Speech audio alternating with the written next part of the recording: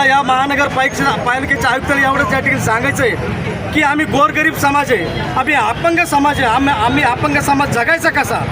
गेल्या वर्षी महानगरपालिकेनं सरकारनं ई रिक्षा सायकल या अपंगासाठी दिली होती. आत्तापर्यंत एकाही अपंगाला या ठिकाणी ई रिक्षा सायकल या ठिकाणी मिळाली नाही. मग हे महानगरपालिका आयुक्त करतं काय?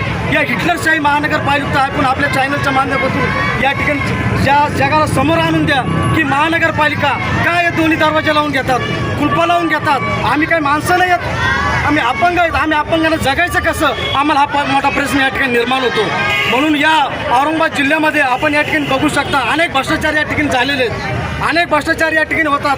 शहराच्या लगत मोठमोठे प्लॉटिंग या ठिकाणी होतात, त्याच्याकडे कोणाचं लक्ष नाही आहे. परंतु जे अपंग या ठिकाणी आपल्या पोटाची उदरनिर्वाहासाठी मी अपंग आहे, मला चांगल्या प्रकारचं जगणं या ठिकाणी भेटलं पाहिजे, माझ्या मुलाबाळाला शिक्षण चांगल्या प्रकारचं या ठिकाणी मिळालं पाहिजे. या अनुषंगाने महानगरपालिकेसमोर एक आंदोलन करावं लागतं. या भारत देशाची महाराष्ट्राची मोठी शोकांतिका आहे. मला या चॅनलच्या माध्यमातून एवढंच सांगायचं की महानगरपालिका आयुक्त साहेब, आपण झोपेतून जागी व्हा आणि या अपंगाला या ठिकाणी न्याय देण्याचं काम तुम्ही करा. अन्यथा तुम्हाला या खुर्ची सांभाळायचं कुठल्याही प्रकारचा अधिकार नाही. धन्यवाद सर.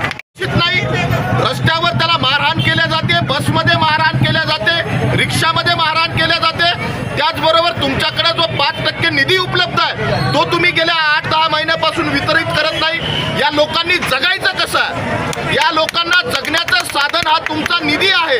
म्हणून आमचा प्रश्न आहे आयुक्तांना की आपल्या शहरामधल्या अपंग लोकांना, निराधार लोकांना जर त्यांचं जगण्यासाठी भीक मागावं लागत असेल तर हे महानगरपालिकेमध्ये काही संवेदना जिवंत आहेत की नाही? या महानगरपालिकेला त्यांच्या कर्तृत्वाची काही जाणीव आहे की नाही? म्हणून ही जाणीव करण्यासाठी आझाद समाज पार्टी आज त्यांच्या छातडावर धडकलेली आहे.